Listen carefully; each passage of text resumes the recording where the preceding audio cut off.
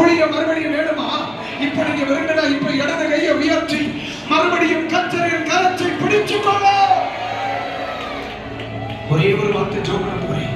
மறுபடியும் ஆராதிக்க போகிறோம்.